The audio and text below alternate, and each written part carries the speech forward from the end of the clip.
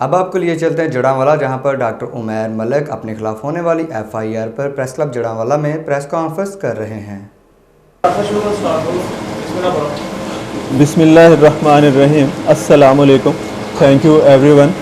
आप सबका बहुत शुक्रिया कि आपने अपना प्रीशियस टाइम दिया, मुझे बुलाया, शुक्रिया वंस अगेन। 20 तारीख को तकरीबन 8 और 9 के दरमियान मैं अपनी क्लिनिक पे मौजूद था और मुझे कॉल आती है कि डॉक्टर साहब आपके ख़िलाफ़ किसी खातून ने एप्लीकेशन दी है कि आपने आज सुबह 9 बजे उसके साथ ज़्यादती की है, आप आके अब इस बारे में बताएं। ये एक ऐसी खबर थी जो किसी के लिए भी एक बहुत बड़ी एक आफत की तरह की एक खबर हो सकती है। मैं इससे पहले कि इसके बारे में मज़ीद डिटेल बताऊं कि मैं बताना चाहूँगा कि उस दिन मैं सुबह 9 बजे अपनी ड्यूटी पे मौजूद था। मैं फैसलाबाद के एक बहुत ही अच्छे हॉस्पिटल एंड मेडिकल कॉलेज में ड्यूटी परफॉर्म करता हूँ। मैं सुबह 9 बजे वहाँ पे अपनी ड्यूटी पे मौजूद था। मैं वहाँ अपनी ड्यूटी ऑफ करके 2 बजे, पौने 3 बजे अपने हॉस्पिटल ताज हॉस्पिटल पहुँचा और 3 बजे से लेकर लगातार जब तक कि मुझे एक इंस्पेक्टर की कॉल नहीं आ गई कि डॉक्टर साहब आपके खिलाफ एप्लीकेशन आई है, हम आपके डिफेंस के घर के बाहर खड़े हुए, आप आके अपना बयान रिकॉर्ड कराएं कि इसमें क्या हकीकत है। मैं पौने 3 बजे से लेके रात 8-9 बजे तक मैं अपने हॉस्पिटल में मौजूद था। ये सब कुछ मेरे हॉस्पिटल के कैमरे से रिकॉर्ड किया जा सकता है। मुझे पता चला कि FIR जो है वो हो चुकी है आपके खिलाफ, और ये FIR का मतन कुछ इस तरह से है कि पीर वाले दिन 20 तारीख की सुबह किसी औरत का डिफेंस में मैं अपने घर में उसके साथ ज्यादती कर दी। ये बिल्कुल झूठ और एक घटिया साजिश का एक जो है वो मजमुआ है, जिसके इसके अलावा ये कुछ नहीं है। इस FIR के मुताबिक जिसका 9 बजे किसी ने कोई रेप किया हो, तो वो रेप करने वाला पर्सन अपनी ड्यूटी पे 9 बजे फैसलाबाद कैसे पहुंच सकता है, और वहां से अपनी ड्यूटी करने के बाद 3 बजे, पौने 3 बजे हॉस्पिटल पहुंचता है और वहां पे मौजूद रहता है, और इस दौरान वो कहीं और नहीं जाता, तो वो किस तरह से इस तरह का कोई एक्ट परफॉर्म कर सकता है। इस FIR के मुताबिक टाइम 9 बजे का है और ये खातून सारा दिन फैसलाबाद में मौजूद रही। आपको ये जानकर यकीनन हैरानी होगी कि ये खातून सारा दिन फैसलाबाद में पाई गई। इस खातून का अगर आप रिकॉर्ड चेक करें जो मोबाइल इन्होंने दिया हुआ है अपनी FIR में, वो सारा आपको बताएगा इसकी लोकेशन कि ये सारा दिन तो फैसलाबाद में रहे हैं, और इनका जबकि 9 बजे रेप हो चुका था। अगर किसी का 9 बजे रेप होता है तो वो फैसलाबाद किस लिए जाता है, वो वहां के होटलों में खाने किस तरह खा लेता है, और फिर इस FIR को रिपोर्ट कराने के लिए सुबह 9 बजे का वाकया रात के 9 बजे वो क्यों रिपोर्ट करा रहा है, और वो भी 15 को कॉल करके बता रहा है कि मेरे साथ अभी अभी ज्यादती हो गई है। FIR में बताया गया 9 बजे ज्यादती हुई है, अगली रात उसी रात मेडिकल नहीं हुआ, उससे नेक्स्ट डे 11 बजे मेडिकल होता है। तो मेडिकल में वो खातून बताती है कि जी रात के 9 बजे मेरे साथ ज्यादती हुई है। FIR के मुताबिक उसके साथ जो ज्यादती है वो पीर के दिन 20 तारीख को सुबह 9 बजे होती है, लेकिन चूंकि ज्यादती तो हुई नहीं थी, मेडिकल करवाते हुए वो औरत परेशान हो गई कि पता नहीं सुबह का लिखवाया था FIR में कि रात का, लिहाजा उसने सोचा कि रात का ही लिखवाया होगा, तो उन्होंने रात के 9 बजे का वाकया लिखाया। मेडिकल ऑफिसर ने जब उनका एग्जामिन किया और उनसे पूछा कि आपका साथ ये वाकया कब पेश आया, तो उन्होंने कहा जी रात के 9 बजे। FIR देखें अगर आप तो उसमें लिखा है सुबह के 9 बजे। मेडिकल एग्जामिनर ने लिखा है कि तशद्दुद या ज्यादती या जबरदस्ती की कोई साइन नहीं है, यहां तक कि ये इस तरह का भी कोई मामला नहीं हुआ है शायद, लेकिन ज्यादती जबरदस्ती जबर ऐसा कुछ नहीं साइन देखी गई इस खातून में, और 9 बजे रात का बताती है, FIR में सुबह 9 बजे का होता है। आगे चले तो ये खातून 40 साल की खातून है, 4 बच्चों की मां है, और उसके साथ जबरदस्ती कर दी गई है, और वो सुबह 9 बजे का वाकया रात के 9 बजे रिपोर्ट करा रही है। ये एक सवालिया निशान है जो आपको यकीनन बताएगा कि मैं बिल्कुल मासूम हूं, इनोसेंट हूं और मैंने ऐसा कोई एक्ट परफॉर्म नहीं किया, ये मेरे साथ घिनौनी साजिश है। ये खातून का जब रिकॉर्ड मैंने निकलवाया तो ये बताते हैं रिकॉर्ड के मुताबिक कि ये एक होटल में गई हैं और उस होटल में 1:07 पे इसकी एंट्री हुई है। इस औरत का हुलिया अगर आपको यहाँ पे धुंधला दिख रहा हो तो सीसीटीवी के कैमरा से आप इसका रिकॉर्ड ले सकते हैं। उस होटल के 1:07 का टाइम दर्ज है, ये उस होटल में एंटर हो रही है। ये टाइम है 13:07 का, 1:07 ये सेम है। और ये जब बाहर जा रही हैं तो उस वक्त का टाइम भी आप देख सकते हैं कि ये 2:11 और 47 पे वहां फैसलाबाद से निकले हैं। ये इस होटल में खाना खाया, इन्होंने जो भी प्लान बनाया सारा कुछ ये इस होटल में हुआ। अब ऐसा क्या हुआ कि इनको फैसलाबाद जाना पड़ा। मुझे 15 दिन पहले ये बताया गया कि डॉक्टर साहब आपके पीछे एक खातून और 3 शख्स आपके पीछे पीछे होते हैं जब आप फैसलाबाद ड्यूटी पे जाते हैं।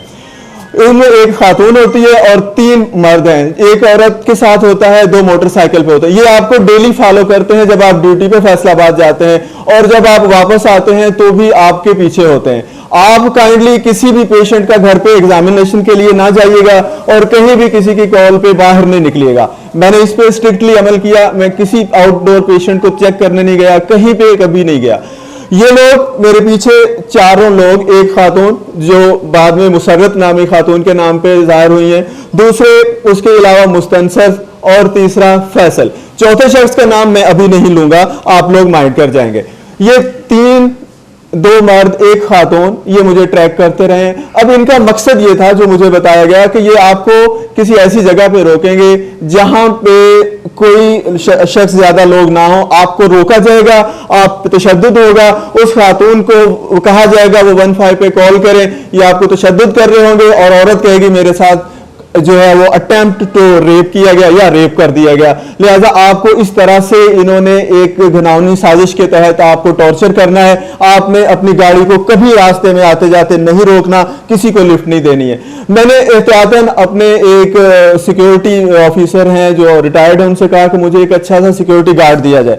उन्होंने एक प्राइवेट शख्स को मुझे एक गार्ड के तौर पे मेरे साथ तैनात किया, उसके साथ वेपन भी था और वो मोटरसाइकिल पे मुझे 10-15 किलोमीटर के फासले से वो रहता था और इन लोगों की भी जो होती थी हरकत उस पर भी रहता था। उस दिन लकीली ये लोग जो है इसने इनको ट्रेस कर लिया। ये जहां जहां गए इसने वहां पे तस्वीरें बनाई और उसके बाद उन्होंने तस्वीरें मुझे दिखाई और बाद में ये साबित भी हो गया कि वहां पे गए थे। हमने उस होटल के सीसीटीवी कैमरा से ये सारी चीजें निकलवाई हैं जिस पे टाइम भी मेंशन है। ये उसी दिन का वाकया है जिस दिन 9 बजे रेप हुआ और 1 बजे से लेके 2 बजे तक ये इस होटल में 4 शख्स थे जिनके आने 2-2 करके बाहर निकल रहे हैं ये लोग।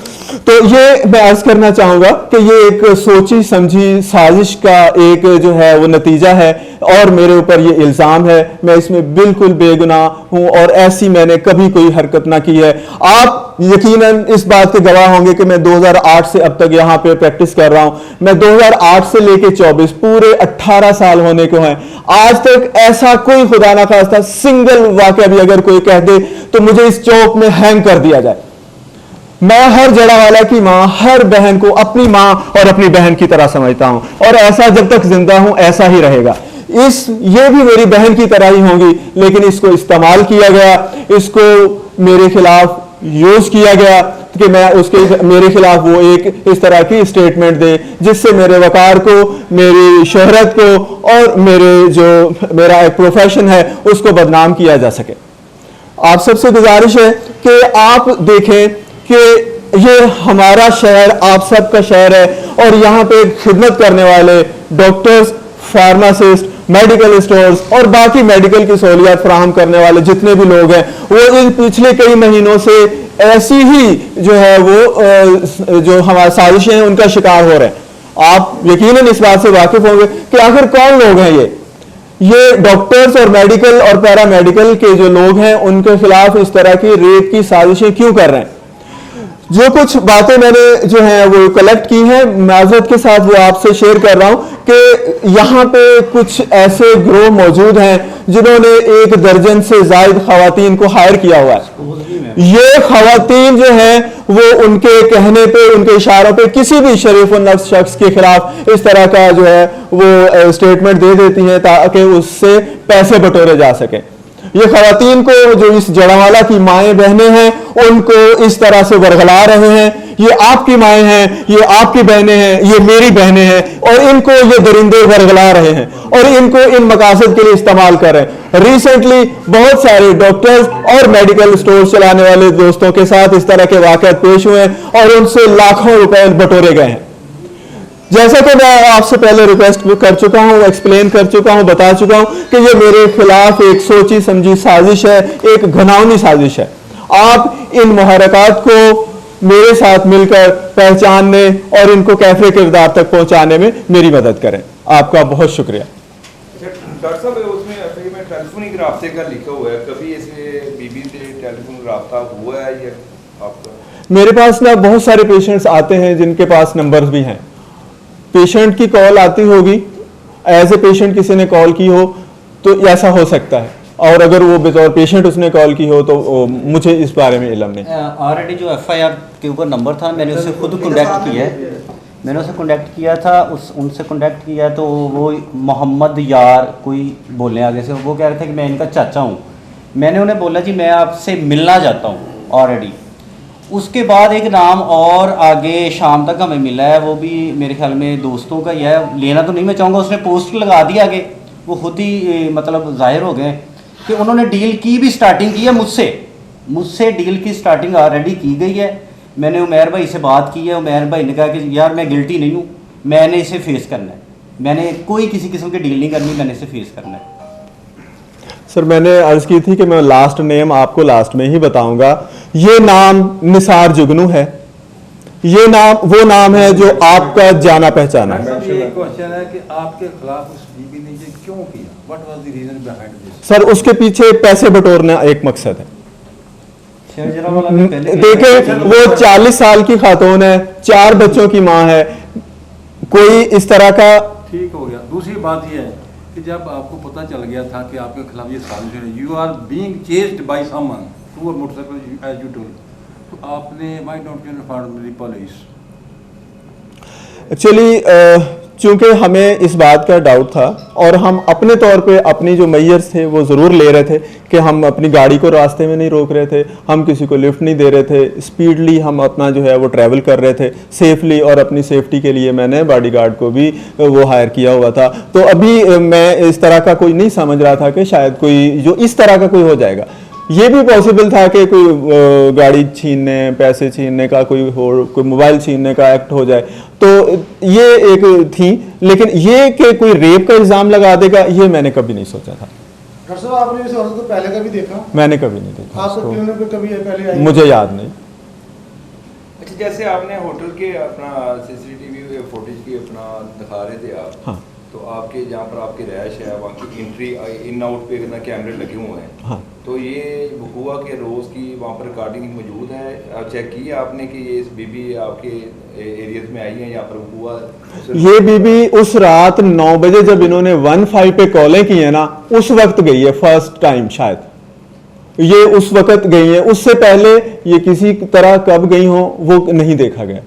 उस रात भी डिफेंस में हमारे घर की गली पे 2 लड़कों के साथ ये पहले वहां पे रुकी हैं, फिर इन्होंने पुलिस को वहां पे कॉल की है, फिर वहां पे पुलिस गई है और फिर उनको बताया कि सुबह 9 बजे का वाकया हुआ है। ठीक है, तो मुझे जो है वो चौथा शख्स जो मिला जो इनके साथ था, वो मैं पहले आपके चूंकि दोस्तों में से हो सकते हैं, वो मलक निसार जुगनू है। ये होने के बाद उन्होंने मुझे कॉल किया, मुझे किसी मीडिया पर्सन ने कॉल नहीं की, मुझे किसी और शख्स ने नहीं कांटेक्ट किया। निसार जुगनू मुझे फोन करते हैं कि तुम्हारे खिलाफ FIR हो गई है, इस बारे में क्या कहते हो? मैंने कहा ये झूठ है, बकवास है, अपना स्टेटमेंट दो। मैंने कहा मैं अपना स्टेटमेंट SHO को दे चुका हूं, आप मुझसे ये स्टेटमेंट किस कैपेसिटी में पूछ रहे हैं?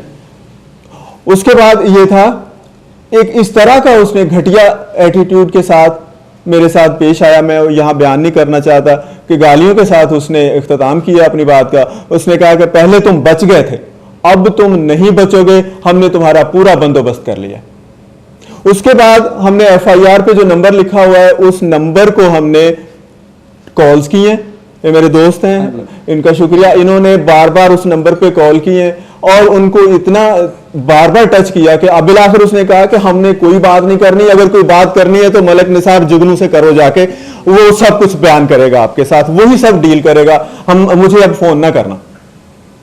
हमने अला यार नाम लास्ट आया था, उसके चाचा था, वो कह रहा था कि मैं उनका चाचा हूँ। उन्होंने कहा जी आप निसार साहब से बात करें, वो आपके साथ डील कर सकते हैं, हम नहीं कर सकते। उस नंबर की कोई कॉल रिकॉर्डिंग है? Yes call recording? यस, इनके नंबर से इन्होंने जितनी कॉलें की हैं, आप वो इनका आप अपना नंबर देंगे, आप उस नंबर से कॉल्स मैच कर सकते हैं कि हमने उस नंबर पे जो एफआईआर में दर्ज है कितनी बार कॉल की है। और उन्होंने कहा, इनसे कहा कि हम आपको फलां चीज भेज देते हैं, फलां इन्होंने कहा नहीं, मुझसे मिले आके, हमने आपसे तहकीक करनी है, पूछगिछ करनी है कि वाकई आपने जो डॉक्टर पे इल्जाम लगाया है how much it is true. तो उन्होंने कहा नहीं जी, आपने अगर ज्यादा ही पूछना है तो फिर मलिक निसार जुगनू से पूछ लें, वो आपको सब कुछ बता देंगे। सर आप बीइंग डॉक्टर जो मेडिकल सर्टिफिकेट हासिल की है, हाँ, उसमें क्या लगता है कि जो उसने एफआईआर में अपना मुद्दा बयान किया सर है? एफआईआर के मुताबिक ये हुआ है कि मेरे घर में वो, मैं उसको ले गया हूं और वहां पे उससे जो भी वो उसने बकवास की है, और इस दौरान 2 बंदे आ गए हैं गवाह, फैसल और मुस्तनसर। उन्होंने वो मेरा एल्यूमिनियम का गेट सिर्फ खाली हाथों से तोड़ भी लिया, फिर अंदर आगे जा रहे कमरे होंगे, कमरे के गेट भी तोड़ लिए, फिर अंदर कमरे तोड़ लिए और उसको बचा रहे गए। मुझे उन्होंने कुछ नहीं किया। उस वक्त उन्होंने 15 पे कॉल नहीं की। सुबह 9 बजे का टाइम था, सारी दुनिया जाग चुकी होती है, और उन्होंने उस वक्त ना 15 पे कॉल की, ना किसी को बुलाया, ना गली मोहल्ले में किसी ने देखा, कुछ ऐसा ना हो सका। और वो बंदे चुपचाप, उनको पता भी था है ना कि वो रेप कराने गई है, हम 9 बजे जा रहे हैं और उसको छुड़ा के ऐसे ले आना है। दरवाजा भी तोड़ लिया, मेरा दरवाजा टूटा हुआ भी नहीं है, मैं खोल के भी नहीं जा सकता अगर कोई ऐसा कहे। आप एक गेट बाहर का खोल रोक सकते हैं, कोई और गेट है अगर आप कहीं इस तरह से हैं तो आप वो तो बंद करते हैं। तो ये सारा कुछ उन 2 बंदों ने कर लिया, इसको सेफली रेस्क्यू भी करके चले गए। उन्होंने एफआईआर कटवाने की जहमत नहीं की। रात को 9 बजे उनको ख्याल आता है कि यार वो ये तो रेप हुआ है तो हम एफआईआर भी कटवा दें। तो ये 2 बंदों ने जो है वो उसको मेरे से बचा लिया सुबह 9 बजे, लेकिन एफआईआर रात को 9 बजे कटवा रहे हैं। और उसके बाद एफआईआर जो एग्जामिनेशन हुआ है उसमें बीबी ने बताया कि मेरे साथ 9 बजे रात के हुआ है, सुबह का नहीं, रात के 9 बजे का वाकया है, क्योंकि मेडिकल अगली सुबह हुआ ना। तो उस बीबी, चूंकि उसके साथ ज्यादती नहीं हुई तो उसको पता ही नहीं टाइम क्या कहना है, उसने सोचा एफआईआर में शायद रात लिखवाया था हमने, लिखवाया तो झूठ ही है। तो रात के 9 बजे उसने कहा डॉक्टर को, वाकया सुबह 9 बजे का था। डॉक्टर ने एग्जामिन किया तो उसके साथ रेप वाली कोई बात नहीं है, उसके साथ ज्यादती वाली कोई बात नहीं है। ये मेडिकल और जो एफआईआर है ये दोनों एक दूसरे से 100% जमीन और आसमान का तजाद रखती हैं, और ये भी जाहिर करती हैं कि ये मेरे खिलाफ एक झूठा प्रोपेगेंडा है। इन लोगों की लोकेशन आप निकालें तो सारा दिन फैसलाबाद पाए गए हैं, तो ये भी एक सबूत है कि ये मेरे खिलाफ साजिश है। ये चारों लोग इकट्ठे फैसलाबाद के? इन लोगों के जो है चेहरे वो प्रॉपरली जो है वो पहचाने नहीं जा पा रहे, लेकिन ये बीबी जो है वो इजीली देखी जा पा रही है।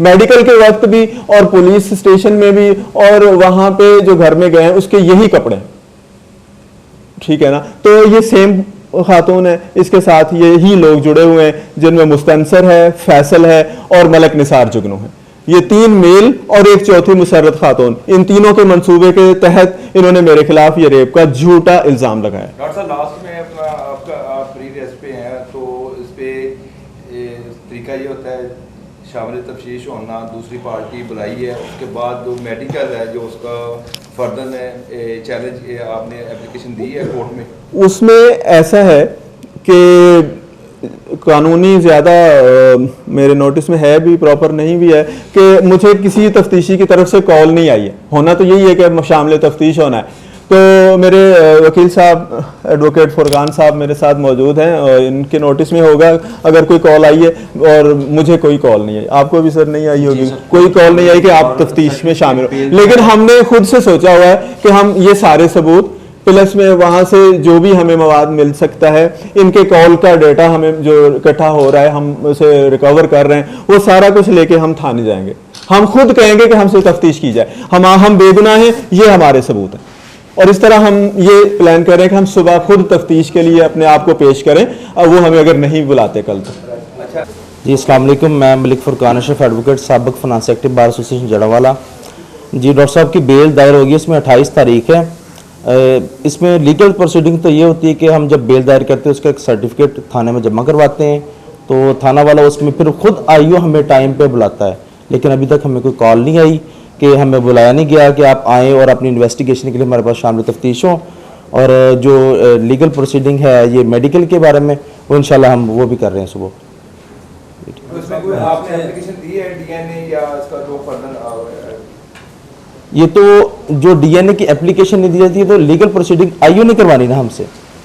आईओ ने विक्टिम को और अक्यूज्ड को दोनों को लेके आईओ ने करवाना होता है सारा। ये आज तक आपको राब्ता किया नहीं, अभी तो बेल रखी, जस्ट दो तीन दिन गुजरे हैं जी। साहब मेरा क्वेश्चन है एक आपसे, जी जी सर। प्रीवियस बेल के बाद जो सबसे पहली ड्यूटी होती है मुलज़म की किसी की, तो आज खुद शामिल तफ्तीश होना होता है, पुलिस कभी कॉल नहीं करती। जी जी जी इसी बेस पे बेल कैंसिल हो जाती है। जी सुल्तान साहब मैं सर आपको इसका हमारे जवाब खुद ही हमारे साथ ये जी मामले होते हैं कोर्ट में। मामलात होते हैं। और जो फर्स्ट ड्यूटी अक्यूज्ड की होती है कि उसने वो अपनी बेल की इन्फॉर्मेशन थाने में जमा करवानी है और सर्टिफिकेट जो वकील की तरफ से जारी होता है वो जमा करवाना था। वो यही सबूत होता है कि हम बेल करवा के आगे आप हमें शामिल तफ्तीश करें, वो हमारा पहले दिन से वहाँ जमा हो गया है।